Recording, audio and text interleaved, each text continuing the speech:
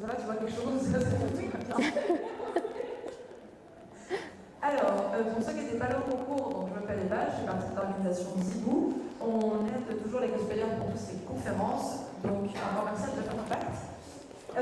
J'ai pu voir que ce sera de toute façon c'est pas moi qui vais beaucoup parler, je n'ai pas de traduction à faire, ça m'arrange. J'ai plus le cerveau pour ça. Et à la fin de la conférence, je pourrais passer, si vous avez des questions, donc il ne faut pas hésiter à lever la main. Moi je cours pas trop vite. Donc voilà. Eh ben super, merci pour cette belle introduction, ça fait toujours plaisir. En tout cas, moi c'est ma première fois ici à Japan Impact. Je suis vraiment très contente de voir qu'il y a autant de monde et puis de vous recevoir et de dire qu'on va pouvoir échanger pendant, après la conférence. En tout cas, ça sera avec grand plaisir. Pour ceux qui ne me connaissent pas trop, moi c'est Altaïa Cosplay, mais je m'appelle aussi Laura. Et ça va faire du coup depuis 2013-2014 que je suis un peu dans le monde du craft et quelques années maintenant que j'agis en tant que professionnelle et je suis présente pour donner des conférences, des cours de craft également. Donc n'hésitez pas si vous avez diverses questions là-dessus. Donc comme vous l'aurez compris aujourd'hui, on ne va pas parler de course à pied. Voilà, je pense que le sujet est assez... Voilà. Moi, j'avais envie de vous parler un petit peu de comment je travaille avec mon handicap. C'est quelque chose, on me pose souvent la question, notamment sur la fameuse phrase de quand on est en fauteuil, généralement, on ne fait pas de costume et quand on a un handicap, généralement, on ne fait pas de cosplay non plus. C'est quelque chose, c'est une question qui fait assez peur. Et donc, c'est quelque chose, j'ai pris le temps de parler, en tout cas avec les personnes concernées, et qui ont pu m'en parler et me dire un petit peu que si elles ne font pas de cosplay en général, c'est parce qu'elles ont peur de se montrer, de pouvoir montrer qu'elles ont aussi un handicap. C'est quelque chose qu'on a tendance à cacher dans la majeure partie de notre temps. Et donc, par rapport à cette idée reçue de quand on est en fauteuil ou quand on est porteur de handicap, on ne fait pas de cosplay, j'ai envie de dire deux choses. D'une part, nous sommes les seuls à prendre la décision de si on peut faire ou ne pas faire une chose. Les personnes ne peuvent pas savoir ce que nous sommes capables de faire ou non. Donc c'est quelque chose, pour moi, c'est très important de dire, les barrières, il n'y a que nous qui pouvons nous les poser, que l'on soit en situation de handicap ou au contraire pas du tout. Et dans un second temps, on ne va pas se mentir, comme toute discipline, comme apprendre à faire un instrument ou autre chose, eh ben, ça passe par la pratique et l'assiduité aussi. Moi, j'ai beaucoup travaillé, j'ai passé beaucoup de temps à pouvoir me poser des questions sur justement comment j'allais travailler les matières sans m'abîmer la santé aussi. Et donc, par rapport à ça, j'ai toujours le petit retour de faire du cosplay en situation de handicap, c'est compliqué. Si c'est pas impossible, ça reste compliqué. Et pour ça, j'ai envie de dire, oui, c'est pas forcément évident, c'est compliqué et ça peut vite nous arrêter. Parce que le cosplay, malgré tout, ça reste quelque chose de physique et de complexe. Et dans mon cas, j'ai une maladie neuromusculaire qui fait que je me fatigue vite. J'ai très peu de force musculaire, donc c'est quelque chose qu'il a fallu penser dès le début, de penser à m'économiser et à préserver ma santé. Et donc c'est passé par plusieurs étapes avant de passer à la pratique. Notamment cette étape de prise de conscience, de accepter sa condition aussi, de se dire que c'est pas un moins, mais que ça peut devenir un plus. Il y a aussi le fait de, pour ma part et beaucoup d'entre vous aussi, d'accepter de mettre plus de temps à réaliser les choses. Et c'est quelque chose qui peut beaucoup mettre la pression parce que ce soit au travers des réseaux sociaux, les gens ont tendance à vouloir toujours aller plus vite et faire plus parce qu'on est soumis à beaucoup de contenu. Et c'est quelque chose où, moi je vous dirais de faire attention et de surtout vous écoutez vous et de faire attention à votre santé, ça reste malgré tout la priorité. Et donc malgré tout, j'ai aussi pris conscience qu'il allait y avoir des choses que je ne pourrais pas faire seule. Ça va être tout ce qui va être menuiserie, porter des choses qui sont relativement lourdes. Et donc, dans ces cas-là, on accepte aussi de demander de l'aide. Et c'est quelque chose qui s'apprend à faire. Parce que généralement, on vient me voir, on me dit moi, je n'ose pas trop demander de l'aide parce que j'ai envie de tout faire tout seul. C'est OK de vouloir faire tout seul les choses, mais c'est aussi OK de se dire j'ai envie de demander de l'aide pour pouvoir réaliser telle ou telle chose. C'est aussi une petite satisfaction personnelle. Et puis, en demandant de l'aide aussi, ça permet de faire des belles rencontres. Et moi, j'ai eu la chance depuis le début de tomber sur des gens formidables qui ont toujours su me donner des super conseils et que je remercie encore aujourd'hui. Et par rapport à ça, on me pose souvent la question aussi de est-ce que mon handicap doit influencer mes choix de cosplay? Et c'est quelque chose, je prends beaucoup de plaisir à discuter dessus parce que on se pose souvent cette question de, en situation de handicap surtout, de est-ce que finalement je dois incarner des personnages qui partagent mon handicap ou est-ce qu'au final c'est OK aussi d'incarner des personnages qui n'ont pas mon handicap? Et j'ai des personnes qui viennent me voir en me disant bah oui mais tel personnage il n'a pas de canne, tel personnage il n'a pas de déambulateur et puis j'ai l'impression que ça va faire un petit peu de tâche. Et en soi je peux comprendre ce sentiment et en même temps j'ai envie de dire que on fait du cosplay, c'est par plaisir. C'est pour se dire que le personnage nous plaît, ou alors juste que les techniques de craft sont intéressantes et qu'on a envie de les reproduire. Dans tous les cas, le cosplay, on le fait pour ses propres raisons, mais c'est pour ses propres raisons et pas pour le regard extérieur. Et c'est pour ça que je voulais vraiment appuyer sur le fait que ce n'est pas parce que l'on est en fauteuil que l'on doit faire le professeur Xavier. Et c'est pas non plus parce qu'on est aveugle qu'on doit faire le personnage dans Daredevil. Encore une fois, on cosplay le personnage qui nous fait le plus plaisir. Hop là. Et je voulais surtout aussi rappeler quelque chose d'intéressant.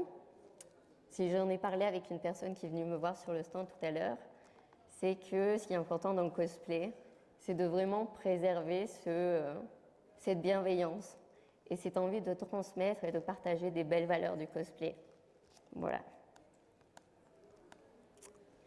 Et donc, pour sortir un peu de cette thématique de bienveillance et de belles valeurs, au niveau de mon travail, en tout cas, moi j'ai 3 axes de création.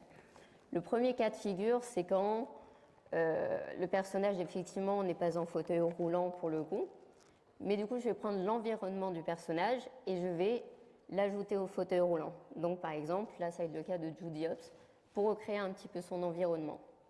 Dans le cas de figure numéro 2, du coup, je vais prendre un ou des éléments emblématiques de la série ou du personnage. Là, par exemple, on va prendre le cas de Luffy dans One Piece. Un des éléments qui va être caractéristique, ça va être le Vogue Mary notamment. Et du coup, pareil, je vais venir l'ajouter directement au fauteuil.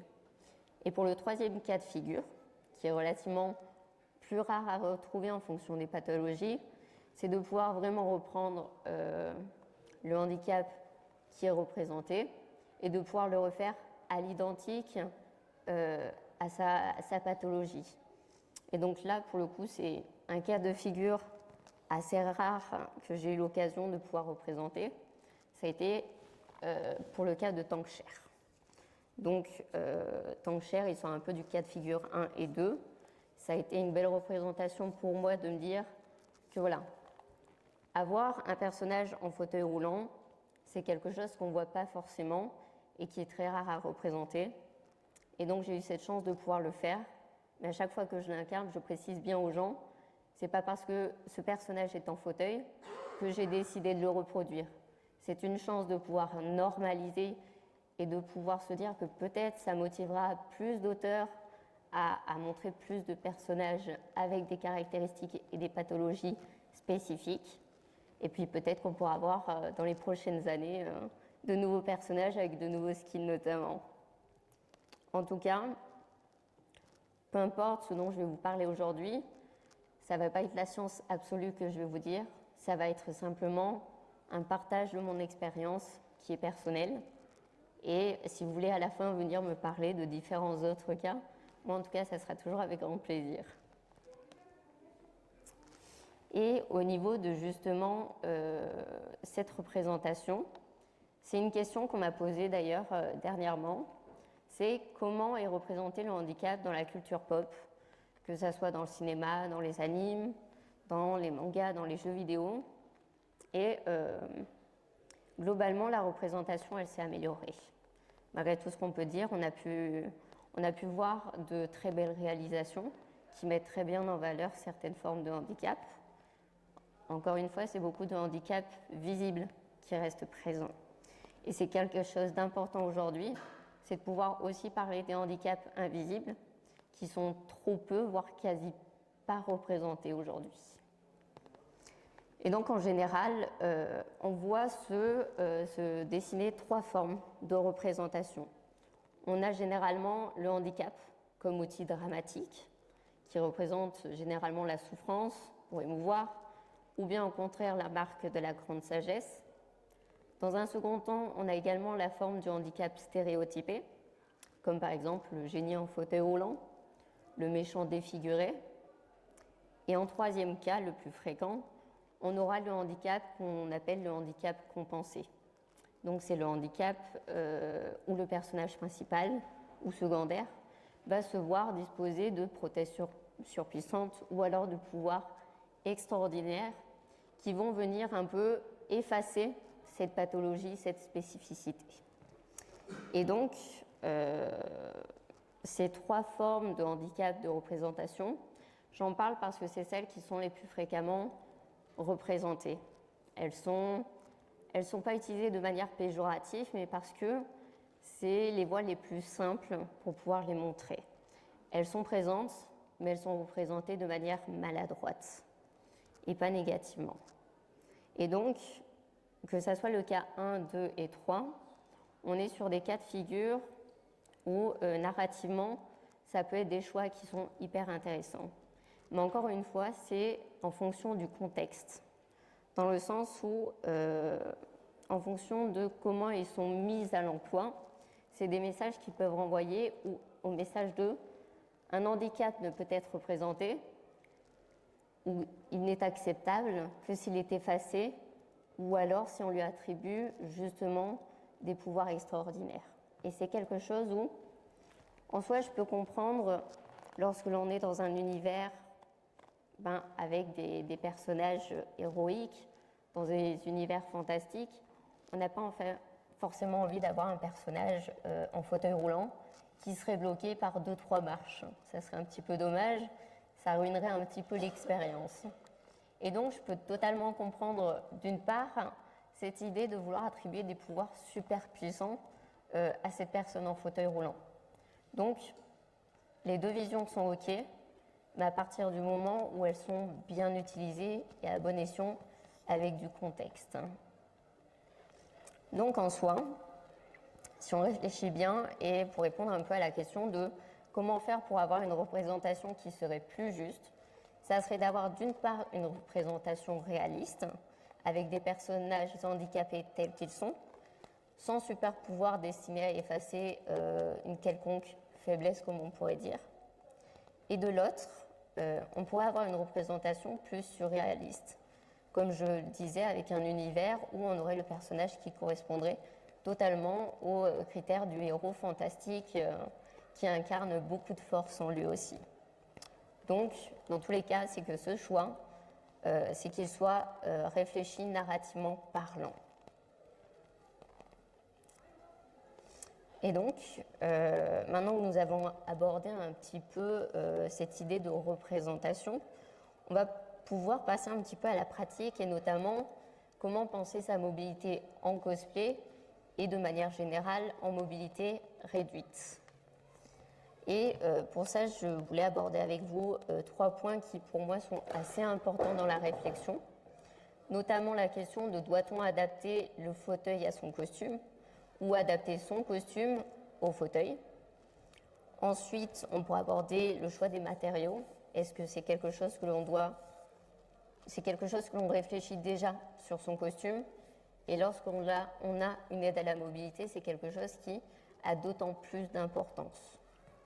Et enfin, effectivement, la question de connaître son fauteuil et son aide à la mobilité.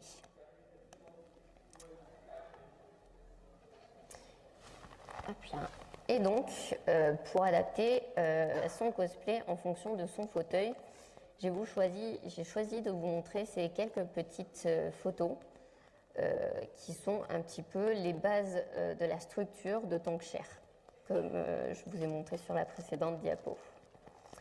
Et donc, à cette question de qu'est-ce que l'on doit adapter, son fauteuil à son costume ou son costume à son fauteuil, j'ai envie de dire que les deux questions, au final, se font un peu écho. Et donc, pour cet exemple de Tankshare, par exemple, pour la roue, c'est quelque chose sur le design principal. La roue est vraiment énorme et dépasse les proportions, on va dire, humainement normales. Et donc, là, j'ai vraiment essayé de réadapter un petit peu et faire ce trompe-l'œil au niveau des pneus. Et donc, au final, on adapte le costume. Et au niveau de l'assise, j'ai retiré l'assise de base du fauteuil pour en recréer une que je suis venue reposer sur le fauteuil. Et donc là, vraiment, je vais venir modifier le fauteuil pour adapter au personnage. Donc au final, les deux questions sont totalement valables sur le choix de sa création. Dans tous les cas, ce qui est important quand on décide de faire une customisation sur son aide à la mobilité, c'est de penser en priorité à sa sécurité. Que ce soit ses niveaux de temps de pause, ses temps passés en convention, ses temps à passer devant des shootings photos, ou même au niveau du craft en soi, c'est quelque chose de très important, c'est préserver sa santé et de ne pas rendre son fauteuil dangereux à l'utilisation.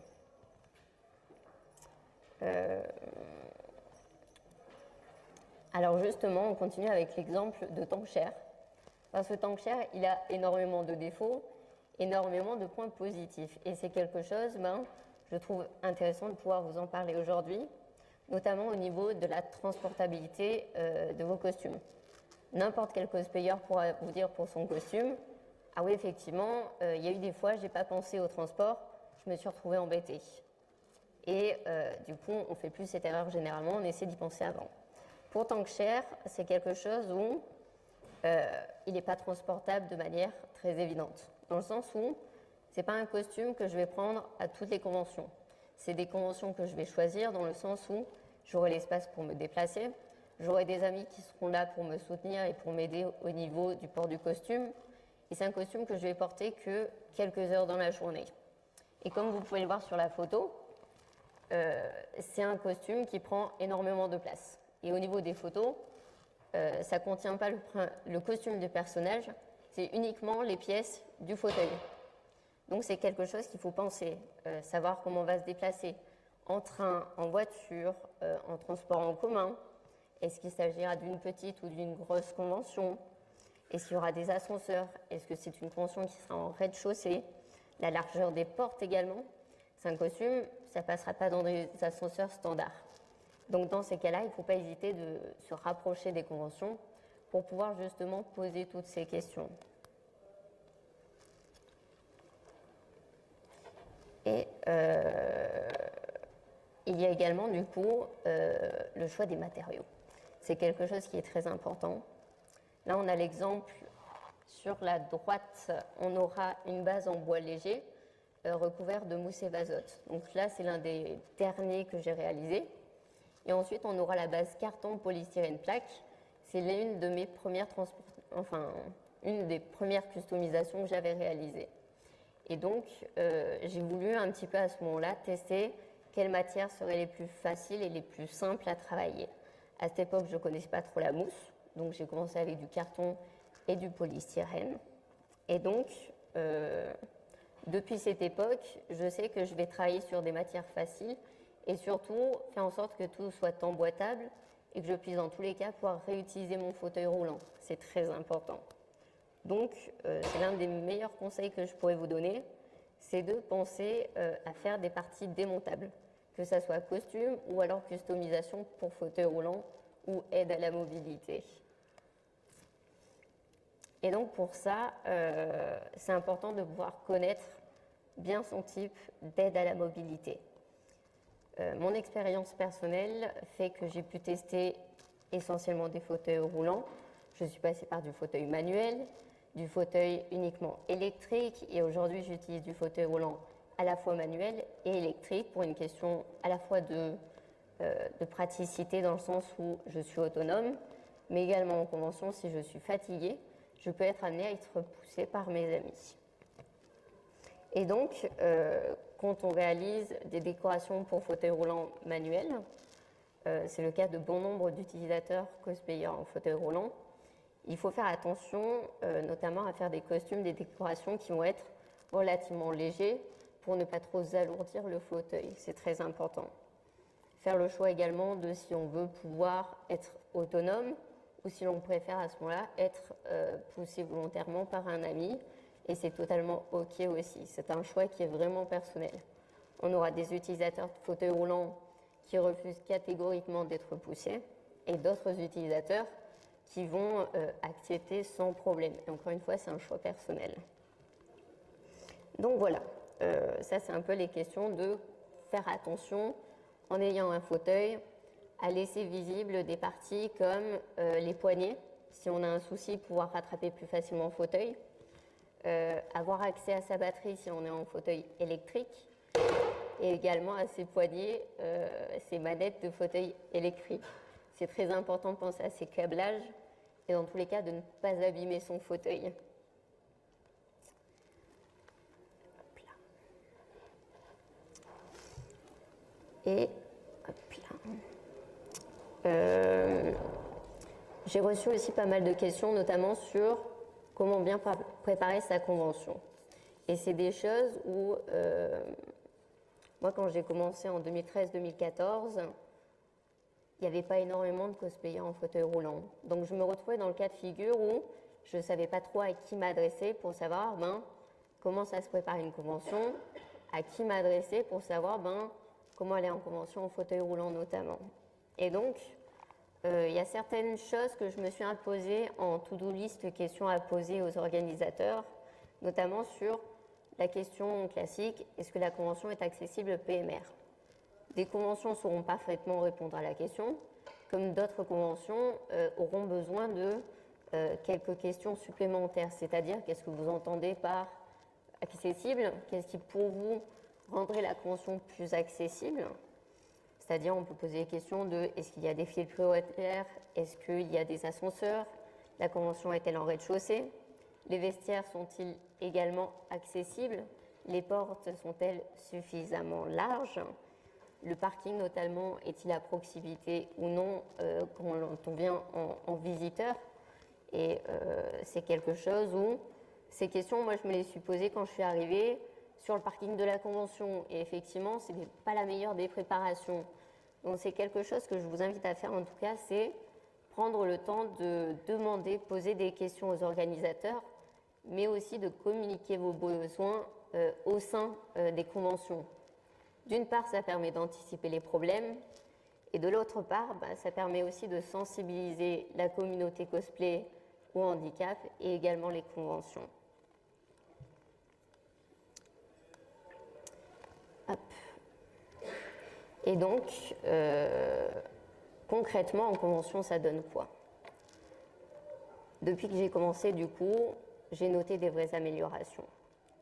Il y a beaucoup de choses qui sont à redire, il y a beaucoup de choses qui sont à retravailler. Et pour moi, c'était en tout cas important de pouvoir vous présenter des images qui, pour moi, représentent des victoires, des petites victoires qui sont présentes tout au long de mon parcours et que j'ai à cœur, en tout cas, de pouvoir vous partager aujourd'hui. Je suis tombée sur des cas de figure où, effectivement, il n'y avait pas de rampe pour accéder à la scène. Je suis tombée sur des cas de figure où des organisateurs m'ont dit « Honnêtement, ce n'est pas la question principale à se poser ». Mais aujourd'hui, si je vous montre ces photos, c'est pour vous rappeler qu'il y a des gens, il y a des personnes proches, des amis, des personnes engagées qui font en sorte de mettre en place des moyens d'accessibilité aujourd'hui et pour mieux préparer les conventions de demain. Donc c'est pour ça aujourd'hui que je vous présente ces petites photos.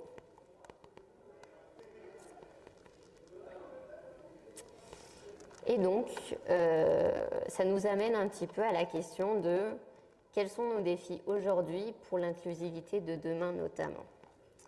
Aujourd'hui, l'un des plus gros défis qu'on ressent et qu'on voit, c'est notamment l'inclusivité de tous les types de handicap. Pas seulement les handicaps visibles, mais également les handicaps invisibles qui sont trop souvent oubliés ou alors stigmatisés.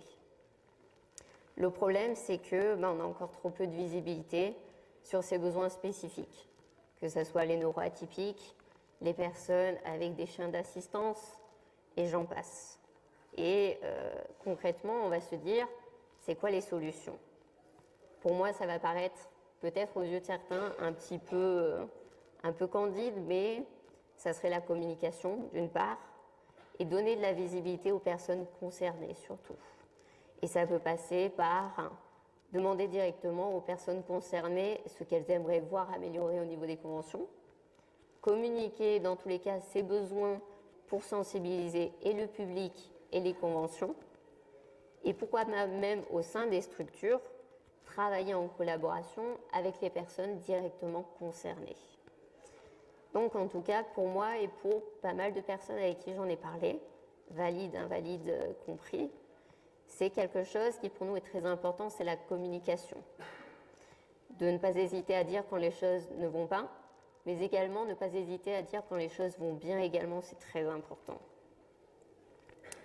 Aujourd'hui, au final, il nous revient de réfléchir à quel avenir inclusif nous voulons construire, à réfléchir aux actions possibles à notre échelle, bien évidemment, et à réfléchir aux valeurs et messages que nous souhaitons transmettre pour les générations d'aujourd'hui, mais également les générations de demain.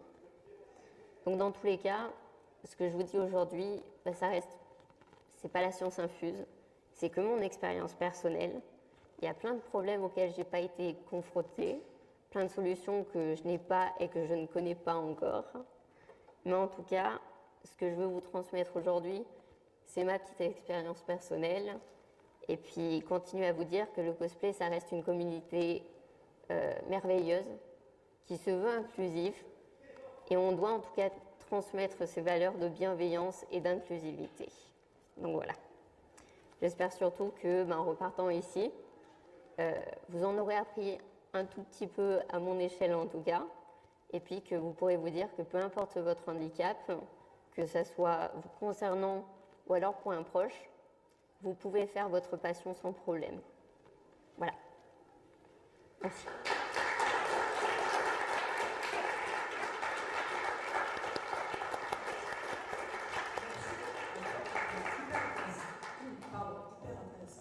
Est-ce qu'il y a déjà des questions de la part du public? Toujours quelqu'un qui commence. Déjà, merci beaucoup pour cette conférence. Personnellement, j'ai appris beaucoup de choses. J'ai une question sur la communication concernant les concours cosplay. Surtout par rapport à la notation des personnes à mobilité réduite. En tant que jury et organisateur, on a des grilles où on a de la mobilité et l'espace pris sur scène. Comment est-ce qu'on peut être inclusif sur ça? Oui, alors c'est une très bonne question parce que quand j'ai voulu faire mes premiers concours, c'est quelque chose qui m'a longtemps arrêtée parce que je me suis dit, dans tous les cas, les points de mobilité, je les aurais pas, c'est sûr, je suis cramée sur la question. Et donc, j'ai quand même fait mon premier concours comme ça et j'ai posé directement la question au jury. Je leur ai dit, voilà, moi j'ai tel costume, je sais que c'est une armure par exemple, que déjà la mobilité c'est pas évident. Comment, selon vous, déjà comment vous allez noter ma mobilité et comment le prendre en compte? Et ils m'ont dit, c'est simple, étant donné que tu vas te déplacer en fauteuil, on va noter effectivement la mobilité de ton fauteuil. Et en soi, mon fauteuil, c'est mes jambes, et donc la notation de la mobilité va être répercutée un peu sur cette extension sur mon fauteuil. Et donc, ce qui est un peu plus compliqué, ça va être sur les conseils. Parce que des fois, j'ai des jurys qui m'ont dit « Ah ouais, mais là, tu préfères des loopings ou alors tu pourrais faire des super dérapages. » Et l'idée est très drôle. Petit conseil, petit tips, les dérapages, c'est super dans le gravier. Voilà, sachez-le. Sur scène, c'est un peu plus dangereux, on évite. Et donc, au final, on passe du temps après le concours ou avant, en tout cas, avec les jurys, pour pouvoir discuter, parce que déjà, moi, je leur communique ce que je peux faire et pas faire. Par exemple, là, par exemple, je suis limitée à telle vitesse. Là, il va me falloir peut-être 4 secondes de reprise du fauteuil de pause avant de pouvoir anticiper. Et donc, on va discuter. Le jury va peut-être me dire, pendant ce temps de récupération, de relance de ton moteur, peut-être faire un petit passage d'action, une explosion de bombe, peut-être pour justement venir combler ce petit trou. Et donc, on va trouver un petit peu ce moyen de détourner un petit peu le problème et en le détournant, quoi, tout simplement. Donc, compliqué au début, mais au final, hyper sympa en termes de communication pour trouver. C'est hyper intéressant parce que ça a été avec un autre discours quand tu as posé la question, parce que tu as vu les feuilles on est très dans l'inclusivité de faire attention. On note bien le cosplay et la performance, on ne note absolument pas l'ethnie du personnage ou du cosplayer, la corpulence, le genre. Ça reste sur le craft, mais c'est vrai qu'on a les points mobilité et utilisation de l'espace. Donc c'est vrai qu'on vient de la mettre à jour, mais je pense qu'on pourra éventuellement retravailler ça pour le prochain. Merci pour la question, en tout cas, c'est super intéressant. On a été dans le cas, on a eu comme bien sûr. On a eu des participants réduits, on n'a jamais eu des personnes en fauteuil dans nos concours, mais là ça peut arriver demain. Enfin demain, j'espère que ça va puisqu'il y a ce soir, mais ça peut arriver. Ici, on a une salle inclusive, on a beaucoup de chance, c'est-à-dire que je pense que c'est aussi là, ça je vois le fait de le souligner. Ils ont fait une salle silence pour les personnes qui ont besoin, c'est justement de. Ouais, je sais pas où elle est, par contre, et elle existe. Donc il y a déjà un bon travail de la part de Japan Impact, je pense, de dénoncer, mais effectivement, c'est vrai que c'est un point très intéressant auquel on va penser pour les prochains concours. Est-ce qu'il y en a d'autres questions?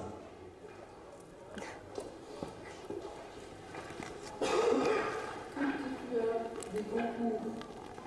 Souvent, la scène, ici on a une scène qui est à plat, c'est pas un souci de courir sur scène, mais comme tu as des scènes comme Japan Expo, ils n'ont pas près plus de rampe pour monter sur la scène, une scène qui a été construite. Maintenant, tu as des escaliers. Bien sûr. Le staff ou quoi? Oui, j'ai fait pas mal de scènes depuis 2013-2014. Le 3/4 ne sont pas accessibles. Elles n'ont pas de rampe, elles n'ont pas d'élévateur.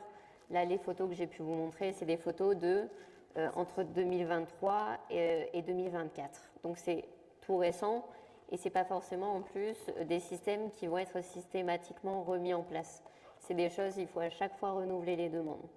Pour les scènes en tout cas qui ne sont pas accessibles, j'ai la chance, je suis toujours tombée sur des staffs incroyables, qui m'ont toujours proposé, qui m'ont jamais imposé, qui m'ont toujours dit écoute, on n'a pas de rampe, on n'a pas d'accès, mais par contre, on a une team qui est prête à te monter sur scène dans le sens porter le fauteuil. Est-ce que tu peux nous dire si pour toi c'est une solution qui est OK ou si ça te gêne au contraire? Donc, j'ai toujours fait preuve de beaucoup de tact au niveau des questions que j'ai pu recevoir. Tout le monde n'est pas dans ce cas et j'entends aussi des retours négatifs. Et dans ces cas-là, j'invite vraiment à communiquer, à en parler parce que ce n'est pas fait de manière négative et malveillante en soi, c'est plus des questions où on ignore comment faire pour aider au mieux la personne concernée. Et donc, moi j'ai toujours apprécié qu'on me pose en tout cas la question et qu'on m'aide à monter sur scène, mais j'insiste auprès des organes c'est super chouette de trouver des solutions de secours, mais ça reste une question de dignité, de pouvoir monter par ses propres moyens sur scène en tout cas, pour ma part.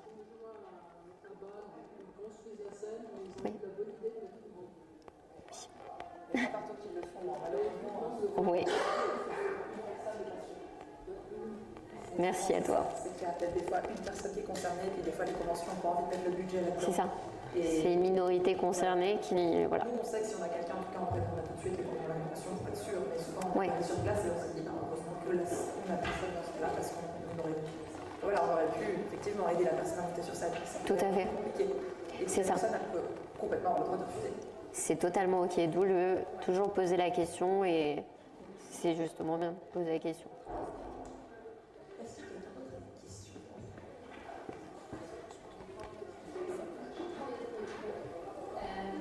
Sorry, my French is not so for the staff, what can the staff do to help you better? Like maybe you have seen something excellent support from staff. Like what some examples maybe. Donc je traduis pour ceux qui ne parlent pas anglais. qu'est-ce que le staff peut faire pour aider quelqu'un qui serait dans ta situation? Est-ce que tu as des exemples de choses qui ont été faites qui étaient vraiment top, justement, qu'on pourrait partager, parce qu'elle est aussi organisatrice de concours? Oui, bien sûr. Tu peux faire voilà. Oui. Du coup, en termes, au niveau du relationnel, c'est vrai qu'on n'est pas déjà formé à tous les handicaps. Moi-même, étant dans la communauté des personnes handicapées, je ne suis pas formée à tous les handicaps possibles, donc je me mets parfaitement dans la peau d'un membre de staff qui se retrouve avec une personne en situation de handicap. Déjà, on a le stress. Je suis désolée pour la traduction. Oui, super. Merci. Donc, je pense que déjà, s'il faut aider au niveau des préparations des concours, c'est quand on remplit le formulaire pour participer à un concours, peut-être insérer une case où ne pas hésiter à parler de besoins spécifiques de manière générale et de dire ce que l'on aimerait voir, si c'est possible de les installer. Directement, peut-être ensuite contacter la personne pour lui demander plus en détail ce qu'elle souhaiterait voir, mais mis en place en tout cas. Oui, c'est...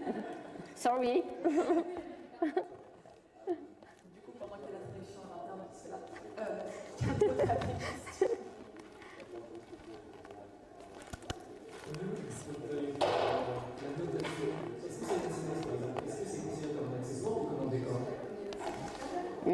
Ça dépend de comment je vais présenter le personnage auprès du jury.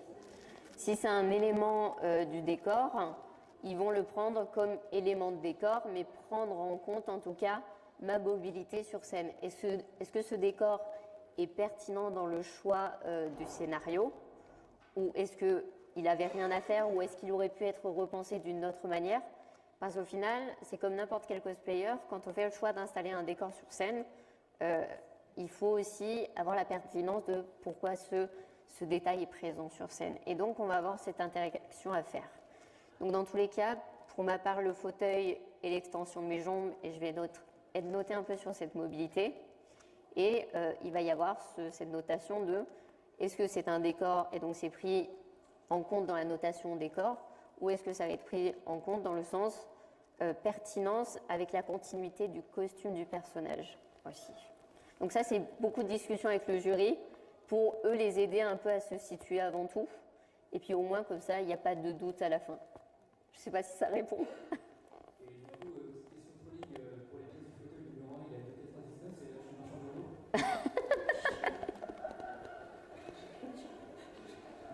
On va parler après, toi et moi. On va parler. Je vais me permettre d'ajouter quelque chose, je me dis dans le cas où éventuellement participer en tout cas à un de concours avec Gazibou, c'est très bien d'en parler avec les jeunes. Effectivement, Oui. je pense que c'est quand même de communiquer avant, comme ça, à ce genre de questions où nous on peut déjà discuter avec le participant et transmettre directement les infos au jury. Oui. Parce que quand on arrive en Belgique, je pense qu'on est déjà bien stressé, donc si Oui. on a un temps limité. Donc Oui. le but, c'est pas d'utiliser tout ce temps-là pour expliquer sa pathologie et ses besoins. je pense que c'est bien de, en tout cas, que ce soit avec nous, avec quelqu'un d'autre, ça je dis ça, mais de transmettre les infos avant. Et puis voilà. Moi j'avais une petite question. Bien sûr. C'est un choix artistique de décorer à chaque fois ton fauteuil, ou c'est, parce que Oui. je mets les pieds dans le plat, c'est pas le but. C'est dans un but parce que tu as parlé d'invisibilisation aussi avant, Oui. c'est dans le but de le cacher, c'est dans le but de le décorer pour pas que ça décolle avec le costume. Enfin, il y a, c'est un petit, c'est quoi l'idée derrière de chaque fois, de ce que j'ai vu en tout cas, souvent Ouais. ce qui était décoré. Il y a une petite évolution au fur et à mesure du temps, mais le point de départ, ça a été vraiment ce jour où j'ai voulu découvrir un peu les conventions, partir en convention. Et j'ai toujours hésité et retardé à me lancer, justement parce que je trouvais que porter un fauteuil, c'était moche et justement ça me rendait différente. Et donc, j'avais peur d'attirer encore une fois ce regard un peu de « hop, pauvre biquette, elle est en fauteuil ». Et c'est quelque chose que je ne supportais pas du tout à l'époque. Et donc, c'est ma meilleure amie qui m'a dit écoute, si ton fauteuil, tu le trouves moche, c'est OK, tu sais quoi, on va le pimper, on va le décorer un petit peu. Et peut-être que comme ça, tu oublieras un petit peu cette image du fauteuil associé aux personnes âgées. Moi, j'avais ce stéréotype un petit peu dans la tête. Et c'est comme ça qu'à chaque fois, c'est comme quand on fait un costume, au final, c'est « Ah ouais, mais là, j'ai un peu raté la peinture, alors je vais l'améliorer. » Et puis ensuite, on voit les choses de plus en plus grand et puis on essaie de s'améliorer.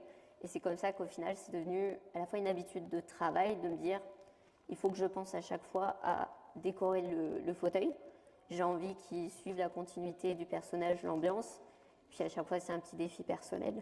Et du coup, à chaque fois, c'est ton fauteuil, j'imagine que t'en as pas plus. J'en ai deux, par contre. Grand luxe, hein. Mais du coup, c'est chaque fois, comme tu disais, c'est des pièces qui sont détachables, que tu Oui. construis, à part peut-être le tout gros, je me souviens pas du nom du personnage. Le tank cher, t'inquiète, pas de soucis. Celui-là, j'imagine que t'as tout construit dessus, c'est pas démontable à chaque fois. Alors oui, il est démontable à chaque fois. Il se met sur ce fauteuil que j'ai actuellement. Donc il est vraiment fait sur mesure. Mais alors il est très long à monter, c'est-à-dire je mets 45, 1h30 à le monter. Avec l'aide d'une personne aussi. Donc c'est beaucoup de visseries, beaucoup de pièces. Ça a été plus d'1 an de travail pour pouvoir réfléchir justement à ce système d'attache pour pouvoir toujours utiliser mon fauteuil après et l'utiliser en convention. C'est pour pouvoir l'utiliser après ou sur place. Oui, j'imagine que ça va être un sacré... Oui. Parce qu'une fois en convention, voilà, je fais en sorte d'avoir un deuxième fauteuil. Vu que je le porte que quelques heures en convention, ça me permet de partir, enfin, de monter sur mon deuxième fauteuil et puis pouvoir me reposer, être tranquille. Et lui, il reste en expo. Je vais à peu près. Merci. Quand tu voyages, que ce soit en train ou en avion, est-ce que ça t'a déjà entraîné des surcoûts par rapport au voyage de devoir faire passer ton fauteuil, mais comme c'est le décor du fauteuil? Alors en train, j'ai tenté une seule fois avec du décor, j'ai été refusée. Au moins, ça n'a pas été de surcoût. Ça a été refusé parce que effectivement, ça ne respectait pas les normes de sécurité du train. Pour leur défense, c'était des ailes de 2,50 m. Il est vrai que... Ah. Bon, j'avais pas trop d'excuses, donc c'est pour ça que j'insiste, pensez à la transportabilité. Voilà, donc, moi je priorise en tout cas maintenant la voiture. Prenez pas une C1, prenez pas une Twingo non plus, c'est une mauvaise idée. Voilà.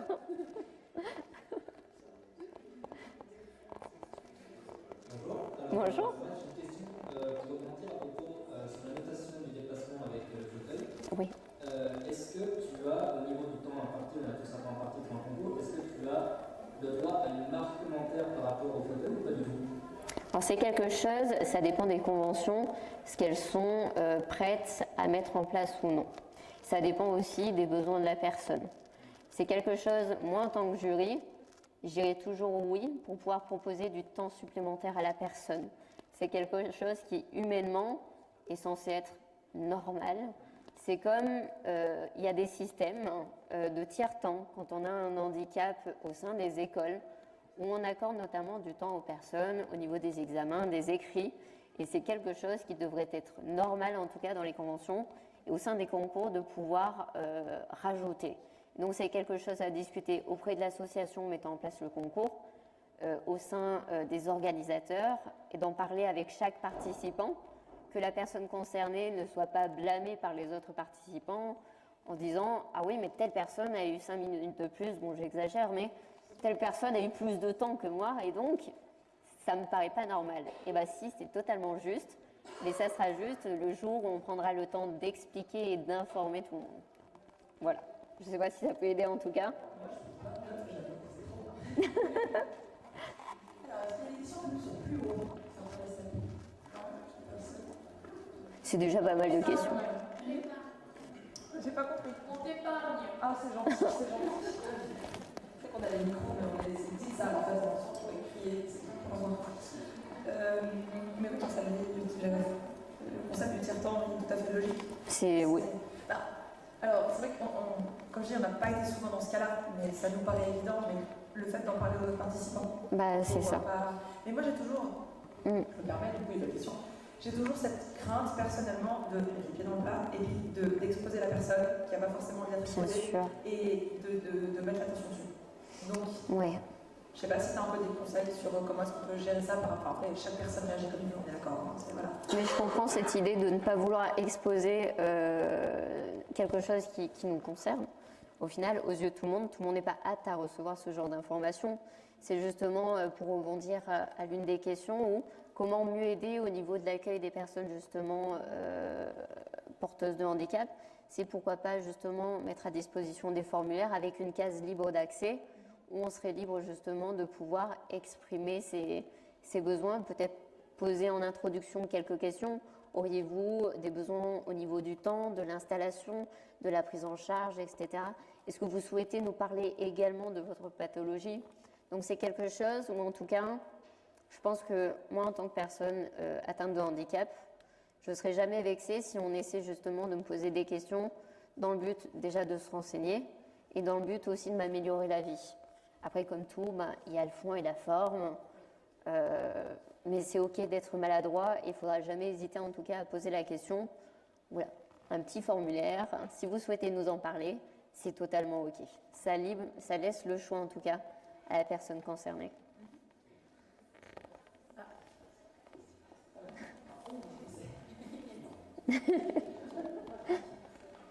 Yes, I have a friend with handicap de la main.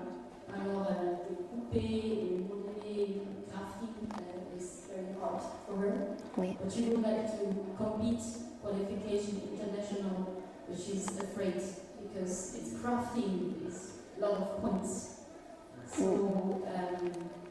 do you know if judges crafting wise will also like say, okay, she's handicapped, maybe we will judge her differently? I have never heard of this.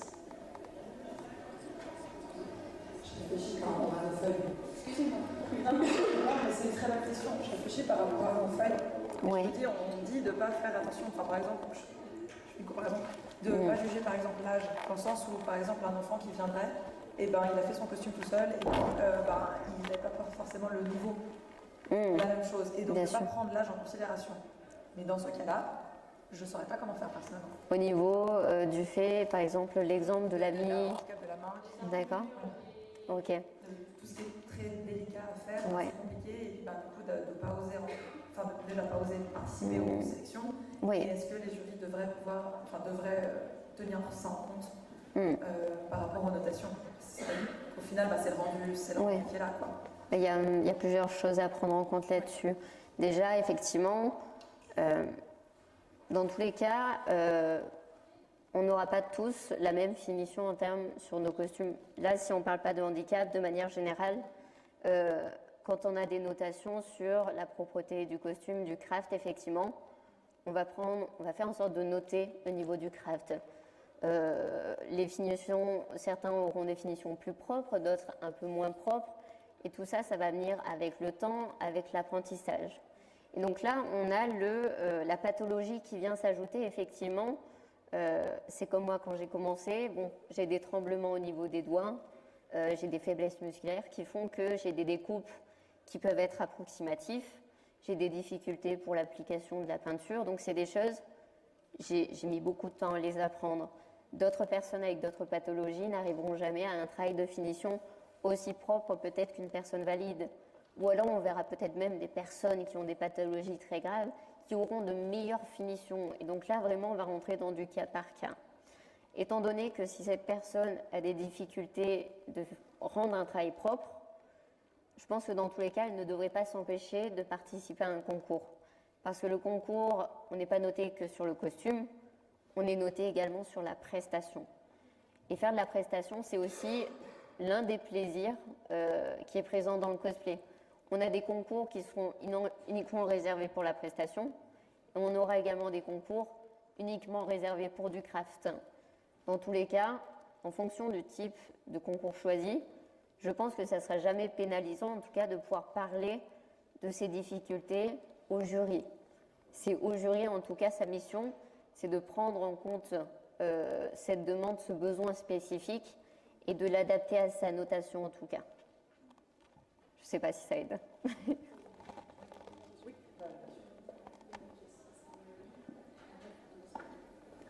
Est-ce que dans ce cas-là, ce ne serait pas possible de faire, dans le cadre de concours international, comme si la personne ne peut pas crafter, demander de l'aide pour faire des parties craft, Bien sûr. et de faire par exemple, il y a beaucoup de gens qui ne font pas leurs chaussures, par exemple en cosplay, Bien sûr. ils font de la custom.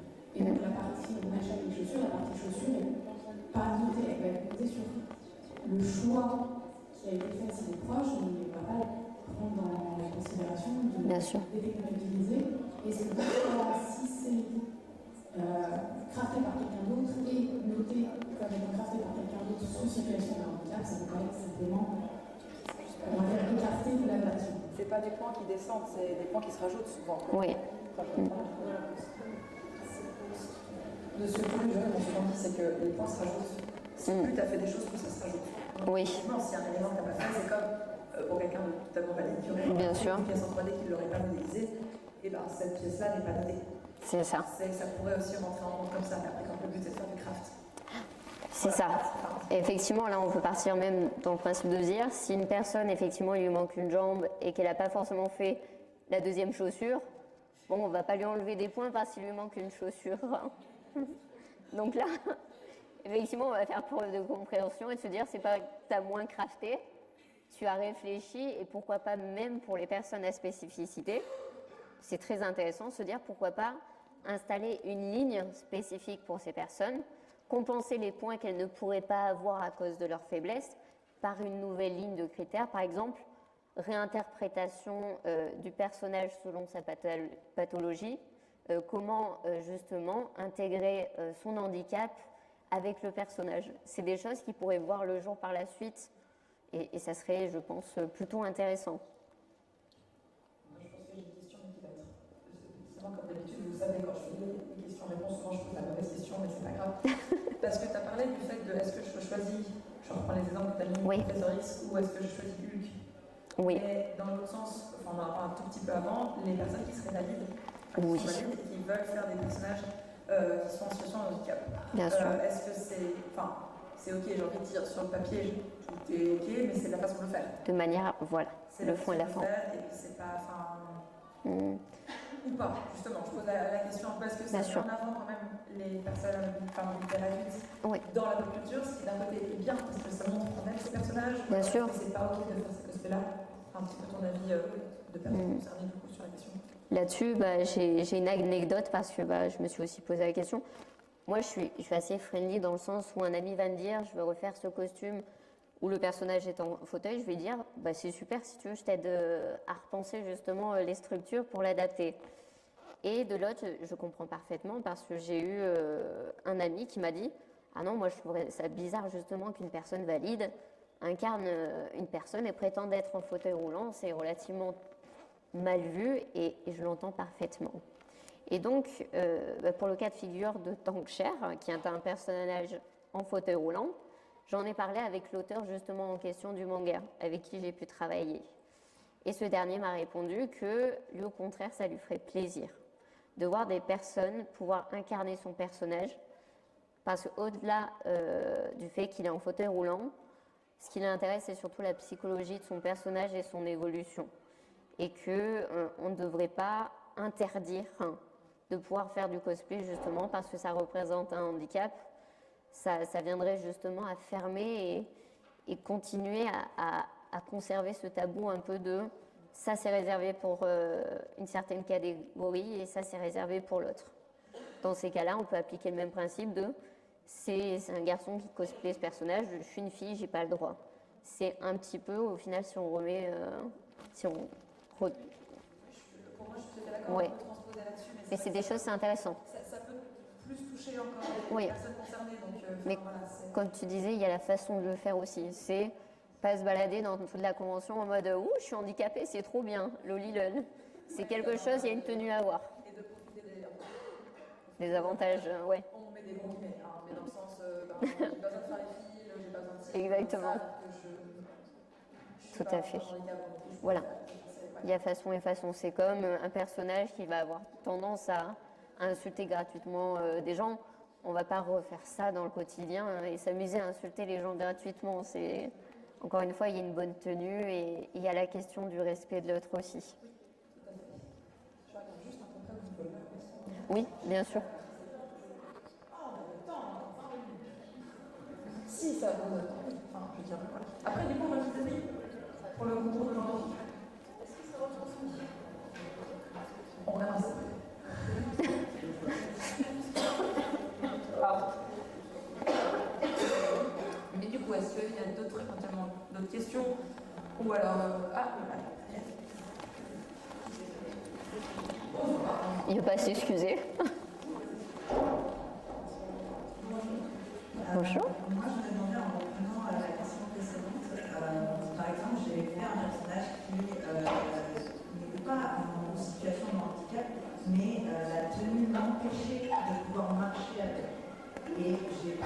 choix d'utiliser un déambulateur pour pouvoir me transporter. Personne n'en a tenu rigueur ou quoi que ce soit, mais pour des personnes en situation de handicap, ça peut être mal vu. Le fait que j'ai utilisé un outil qui, en soi, est censé être uniquement en cas de nécessité, alors que ce n'est pas pour un personnage qui en avait besoin. Moi, j'ai une question pour toi, c'est si tu as utilisé cette aide à la mobilité, c'était par nécessité au final?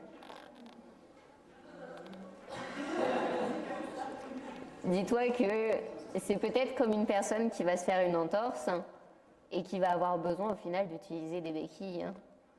Donc, ce qui est chouette, c'est que tu vois, tu vas le penser de manière bienveillante et tu vas justement te poser cette question de est-ce que justement je vais pas insulter sans doute une part du monde handicapé en faisant ce choix.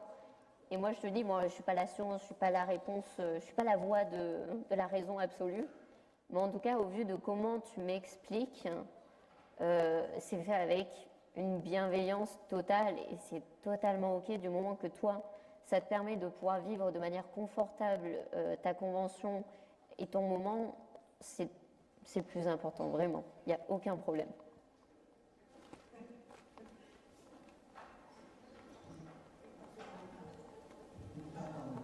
C'est juste pour c'est pas vraiment une question, c'est pour un ajout à la question que certains handicaps sont dynamiques. Et pour moi, par exemple, parfois j'ai besoin d'un clinicane, parfois non. Donc du coup, c'est tout à fait valable, même pour une personne handicapée, de ne pas toujours avoir son support ou avoir des super différents. Tout à fait. Merci pour l'intervention. C'est super intéressant, merci.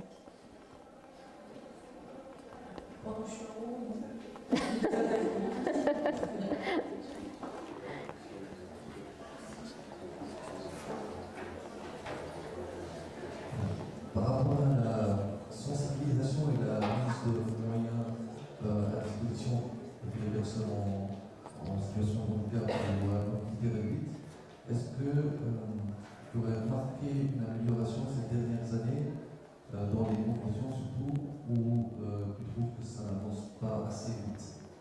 Est-ce que ça évolue pas assez vite? Alors moi du coup j'ai commencé en 2013-2014 et depuis cette époque, ouais, je commence à me faire un peu vieille, hein. Ouais, il y a eu de vraies améliorations. Alors c'est pas parfait partout, mais par exemple, je vais prendre des cas de figure où aujourd'hui on en vient. Déjà moi je pose plus facilement la question qu'à l'époque de est-ce que vos scènes sont adaptées? Aujourd'hui, on prend le temps de me répondre, on prend le temps de me dire effectivement non, c'est pas adapté ou alors c'est adapté. Et j'ai eu des cas d'expérience de convention. Par exemple, pour les citer, il y a eu Fantasy Basel et la Zurich PopCon en Suisse toujours. J'ai découvert les conventions en 2022. Quand j'y suis allée la première fois, il n'y avait pas de rampe d'accès au niveau des scènes. Moi, je me suis inscrite pour un concours. Effectivement, j'ai parlé du fait que j'étais en fauteuil roulant de suite dans les mails en disant voilà, même s'il n'y a pas de rampe, je sais que c'est quelque chose qui n'est pas facile à mettre en place dans le sens de beaucoup de paramètres logistiques internes. Est-ce que je peux quand même participer au concours? Je suis tombée sur un staff incroyable qui m'a dit peu importe ce qu'il faudra faire, on mettra en place le nécessaire pour pouvoir te monter sur scène. C'est quelque chose, j'aurais posé la question en 2013-2014 sur d'autres conventions. J'ai eu des retours de c'est pas notre problème. Donc depuis cette époque, ouais, il y a des réelles améliorations et quelque chose dont je suis contente aujourd'hui de pouvoir parler, c'est que suite à cette année où j'ai pu y aller, qu'il n'y avait pas de rampe, les années d'après, il y a eu l'installation et la mise en place d'accès PMR, suite notamment à ces demandes croissantes d'accessibilité et de mise en place d'accessibilité. Donc c'est des choses qui aujourd'hui commencent à être prises en compte, pas partout, mais c'est mieux qu'il y a plus de 10 ans. Je me permets peut-être de rajouter aussi que des fois les gens ils ont complètement juste à penser. Oui. Peut-être pas voir le mal partout. Bien sûr. De poser la question et puis quand c'est directement à la convention, c'est bien. Quand vous passez par une association qui gère le concours, ben, des fois les assos n'ont pas les réponses. Donc Tout à fait. il peut y avoir un peu d'intérêt de bah, écoutez, je ne sais pas, il faut qu'on fasse le pigeon voyageur entre les organisateurs d'événements et la personne qui pose la question. Donc, c'est pas une personne responsable, c'est tout un ensemble. Donc, pas de la responsabilité, mais de la communication est mise en place, comme tu disais, les associations. Et puis voilà, il y a des gens, nous, ça nous est arrivé une fois, je sais parce que c'est tout très bien passé avec le Japan 2, je pense que c'est plus marrant malheureusement. Mais c'est vrai que la première année, on est arrivé, on a vu la scène, on a fait heureusement qu'on n'a personne à mobilité réduite parce que là c'était impossible. Enfin, toi tu y étais, enfin, ça se faisait pas longtemps après. Et c'était impossible. Et heureusement, oui. C'est vrai que quand on leur a dit ça, ils disaient ah, on n'y a pas pensé. Après, l'année suivante, je n'avais pas non plus pensé. C'est même joli, mais il y avait une remarque, c'était déjà ça. Oui. Il n'y avait pas de remarque, il n'y avait rien. Bien sûr. Voilà, il n'y a pas forcément, comme on a, il y a peu de cosplayers. Bien sûr. Enfin, pas qu'il y en a forcément peu, mais en tout cas, qui, comme tu dis, qui viennent en convention, parce que je pense qu'il y a aussi ce regard des autres à devoir affronter, malheureusement, parce qu'il n'y a pas tout le monde qui connaît la bienveillance. Et ben, c'est voilà, oui. C'est pas forcément la première chose à laquelle on pense. Non. Mais ça pourrait très bien arriver dans un guest, voilà, qui s'est fait les ligaments à ski, et puis qui a quand même envie de venir, et puis qui ne peut pas parce qu'il a tout à fait. Il y a le. C'est pas que des personnes à mobilité réduite dans le sens pathologie, etc. Voilà, comme tu dis. Les rampes d'accès, à mon avis, de réaction si nécessaire, c'est toujours en pensant aux accessoiristes, suivant les décors qui doivent tomber. Si dans les portraits qui ont pas de monde, c'est pas ça. Oui, tout à fait. Le chaussy, j'ai pas de douche.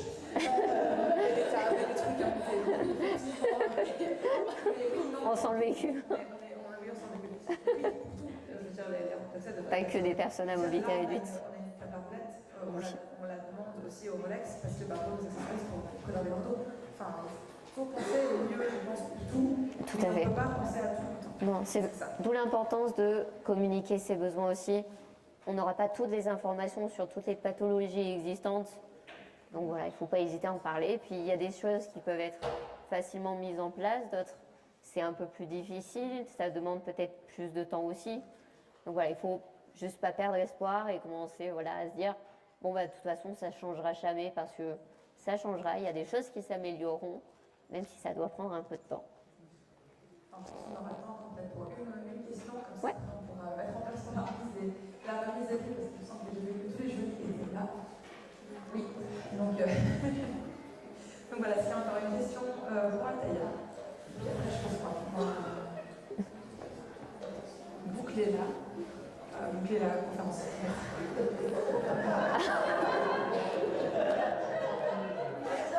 Et ça sera enregistré, ça. Hein ouais. C'était cadeau. En tout cas, merci beaucoup. Moi, je pense que c'est des conférences qu'il faudrait faire dans toutes les conventions. Merci pour le temps et puis l'opportunité et merci pour toutes les questions. Merci.